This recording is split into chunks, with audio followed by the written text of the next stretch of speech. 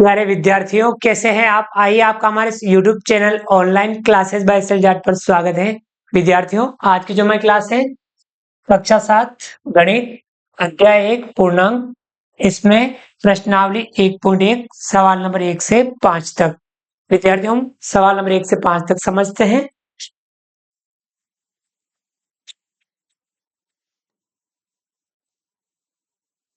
सवाल नंबर 1, किसी विशिष्ट दिन विभिन्न स्थानों के तापमानों को डिग्री सेल्सियस में निम्नलिखित संख्या रेखा द्वारा दर्शाया गया है।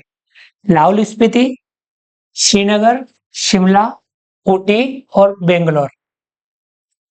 ए है, इस संख्या रेखा को देखिए और इस पर अंकित स्थानों के तापमान लिखिए। अब हम इनके तापमान लिखेंगे। लाहौल स्पीति,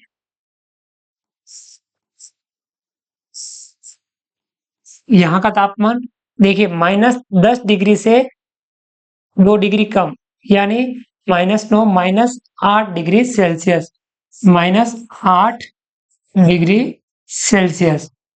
इसके बाद में हम लिखेंगे श्रीनगर का।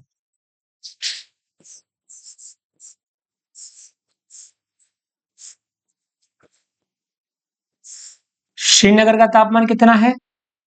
0 के बाद -1 -2 डिग्री सेल्सियस। इसी प्रकार से शिमला का लिखेंगे।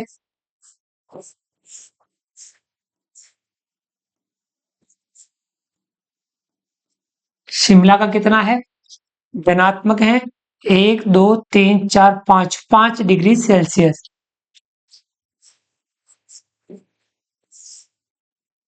इसी प्रकार से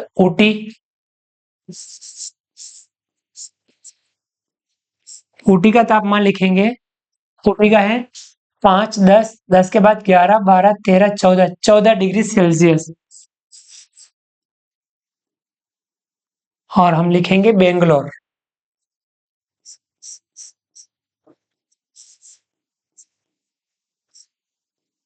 बेंगलोर का तापमान लिखेंगे तो 5 10 15 20 के बाद 21 22 डिग्री सेल्सियस।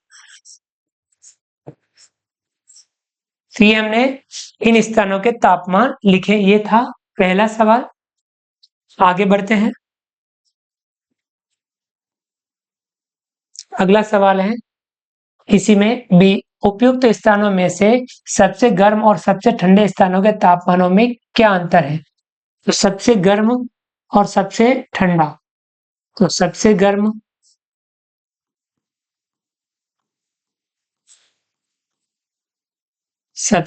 स्थान कौन सा है? देखेंगे हम। इसमें सबसे गर्म स्थान है बेंगलोर। कौन सा है? बेंगलोर।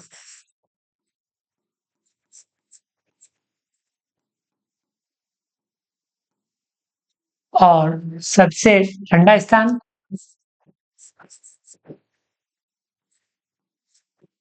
सर, बेंगलोर का तापमान भी अपन लिख लेते हैं। कितना तापमान है बेंगलोर का? 22 डिग्री सेल्सियस। 22 degree Celsius. सबसे ठंडा स्थान,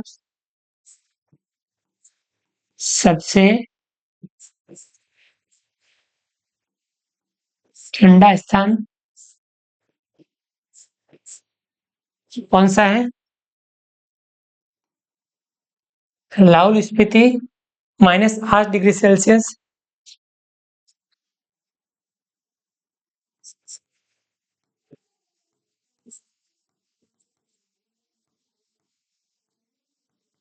-8 डिग्री सेल्सियस। अब इनका अंतर ज्ञात करना है। इनका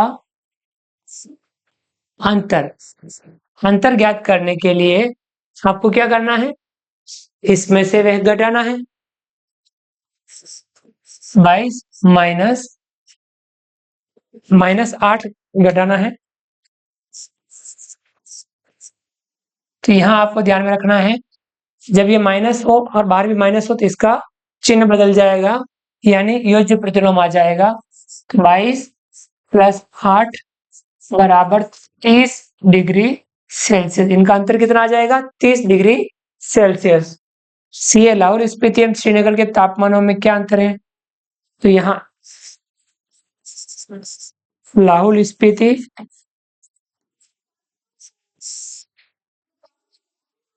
और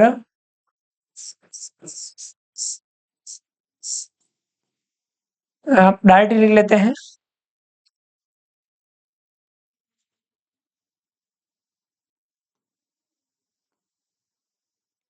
लाहौल स्पीति -8 डिग्री सेल्सियस और श्रीनगर -2 डिग्री सेल्सियस। तो इनका अंतर पूछा है -8 और उसमें से घटाना है -2। तो कितना आ जाएगा? 8 में से -2 घटाना, इसका चिन्ह बदल जाएगा -8 और +2। कितना आ जाएगा? -6। कितना आएगा? -6।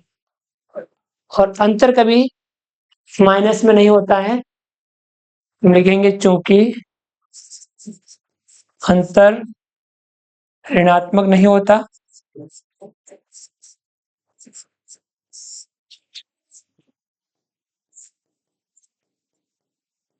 अतः अंतर होगा 6 डिग्री सेल्सियस। कितना? 6 डिग्री सेल्सियस का अंतर लाहौल स्पीति एवं श्रीनगर के तापमानों में होगा। अगला देखते हैं इसमें। डी है, क्या हम कह सकते हैं कि शिमला और श्रीनगर के तापमानों का योग शिमला के तापमान से कम है? क्या इन दोनों स्थानों के तापमानों का योग श्रीनगर के तापमान से भी कम है? तो हम पहले शिमला और श्रीनगर के तापमानों का योग कर लेते हैं। शिमला और श्रीनगर, तो हम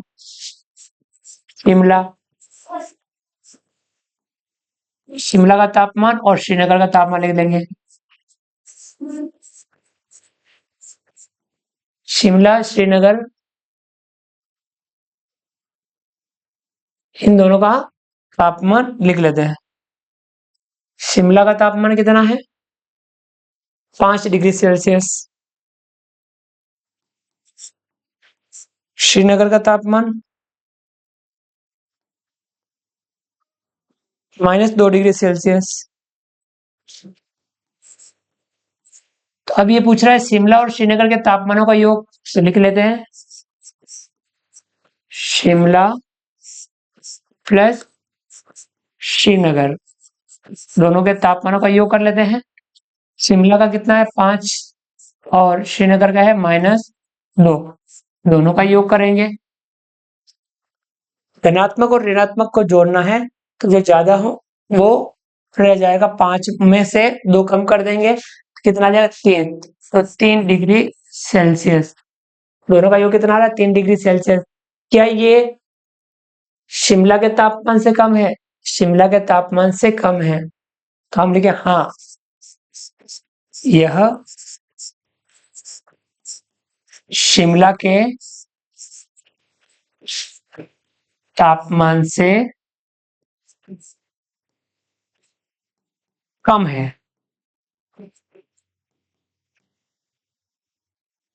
और ये पूछ रहा है क्या ये श्रीनगर के तापमान से भी कम है?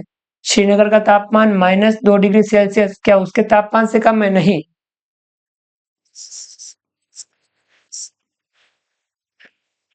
यह श्रीनगर के तापमान से कम नहीं है। श्रीनगर के तापमान से कम नहीं है। किसके तापमान से? श्रीनगर के तापमान से कम नहीं है। आगे समझ में? ये था पहला सवाल। अगला सवाल है दूसरा। इसी प्रश्नोत्तरी में सही उत्तर के लिए धनात्मक अंक दिए जाते हैं और गलत उत्तर के लिए ऋणात्मक अंक दिए जाते हैं। यदि 5 उत्तरोत्तर चक्रों में जैक द्वारा प्राप्त किए गए अंक 25 -5 -10 15 और प्लस थे तो बताइए अंत में उसके अंकों का कुल योग कितना था। इनका योग करना है, इन सभी का योग करना है। तो आप देखिए 25 +-5 +-10 +15 और +10। तो धनात्मक को हम एक साथ जोड़ लेंगे। ये जो सभी धनात्मक अंक हैं उनको एक साथ जोड़ लेंगे। 25 और 10 और 15, 25 और 15 40 और 10 50। तो धनात्मक आ जाएगा 50 और ऋणात्मक को हम एक साथ जोड़ लेंगे। -5 और -10 कितना हो जाएगा? -15। अब यहाँ धनात्मक और ऋणात्मक को जोड़ना होगा। अब हमें उनका अंतर करना है। 50 में से 15 कम करना है तो 35 आएगा। 35 धनात्मक आएगा तो यहाँ कितना आ जाएगा? 35। ये हमारा आंसर हो जाएगा। उनका योग कितना आएगा? 35। हमें इनका योग प्राप्त हो जाएगा। आगे बढ़ते हैं। अगला है तीसरा, सोमवार को श्रीनगर का तापमान -5 डिग्री सेल्सियस था और मंगलवार को तापमान 2 डिग्री सेल्सियस कम हो गया। मंगलवार को श्रीनगर का तापमान क्या था? बुधवार को तापमान 4 डिग्री सेल्सियस बढ़ गया। बुधवार को तापमान कितना था? तो ये भी हम हल कर लेते हैं। मंगलवार को 2 डिग्री कम हुई, यानी मंगलवार का तापमान, मंगलवार को श्रीनगर का तापमान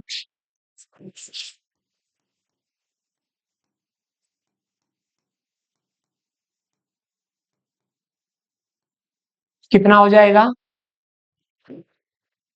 कितना था? -5 डिग्री। -5 और उसमें कम हो गया तो आपको कम करना है। कितना कम हो गया? 2 डिग्री सेल्सियस कम हो गया तो -2। 5 और -5 -2 तो कितना हो जाएगा? -7 डिग्री सेल्सियस। एक आंसर तो हो गया आपका ये वाला। मंगलवार को कितना? -7 डिग्री सेल्सियस। और बुधवार को तापमान 4 डिग्री सेल्सियस बढ़ गया, यानी बुधवार को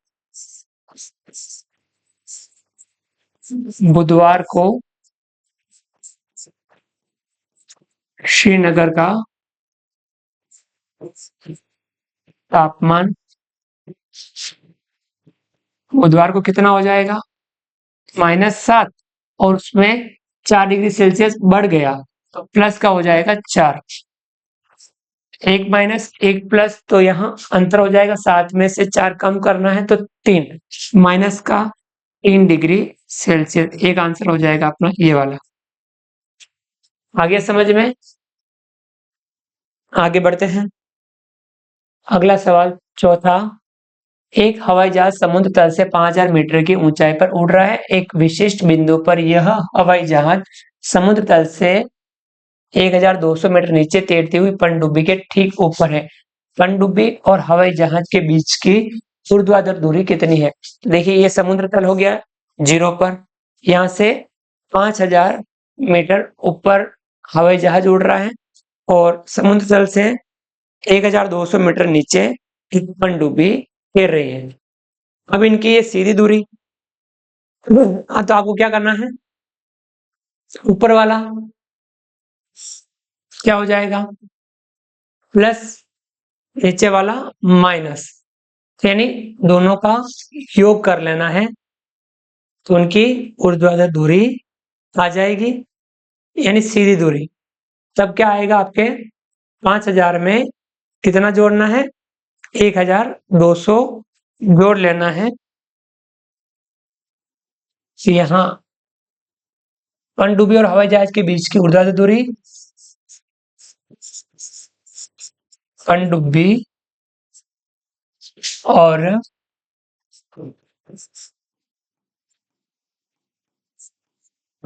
हवाई जहाज की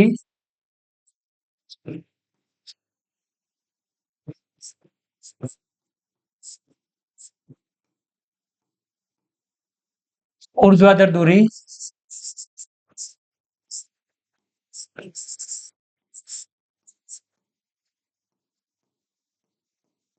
कितनी आएगी?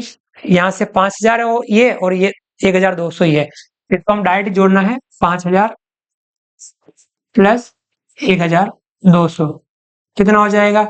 6200 मीटर। ये इसका हमारा आंसर हो जाएगा 6200 मीटर। इसकी ऊर्ध्वाधर दूरी हो जाएगी। आया समझ में? अगला है पांचवा, मोहन अपने बैंक खाते में रुपए 2000 जमा करता है और अगले दिन इसमें से रुपए 1642 निकाल लेता है। यदि खाते में निकाली गई राशि को ऋणात्मक संख्या से निरूपित किया जाता है तो खाते में जमा की गई राशि को आप कैसे निरूपित करेंगे? निकासी के पश्चात मोहन के खाते में शेष राशि ज्ञात कीजिए। इसको भी हल कर लेते हैं। अगर निकाली गई राशि को ऋणात्मक संख्या, तब हमें जमा की गई राशि को धनात्मक संख्या से निरूपित करेंगे। तो हम लिखेंगे खाते में जमा की गई राशि को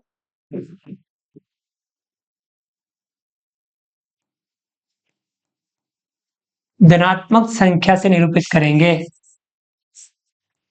धनात्मक संख्या से निरूपित करेंगे।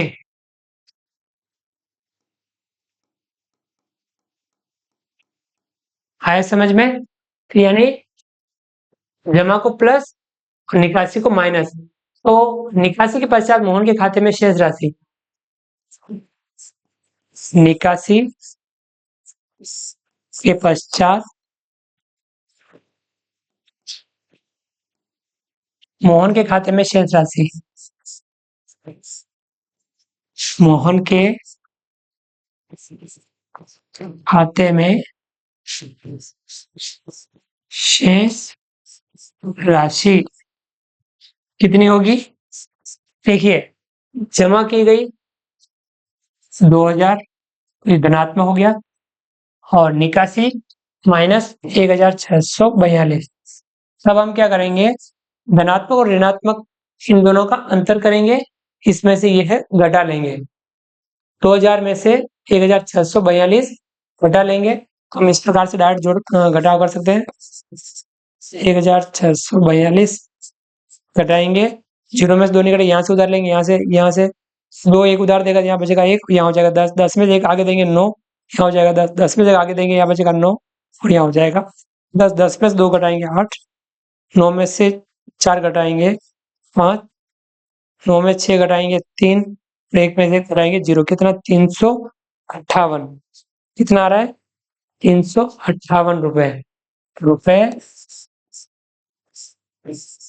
358, और ये हो जाएगा हमारा आंसर। आ गया समझ में?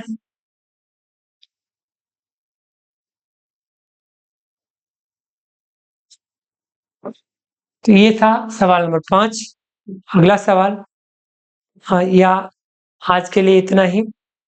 सवाल नंबर 1 से 5 तक हमने आज की क्लास में समझा। तो विद्यार्थियों, उम्मीद करता हूँ कि आपको हमारा वीडियो पसंद आया होगा।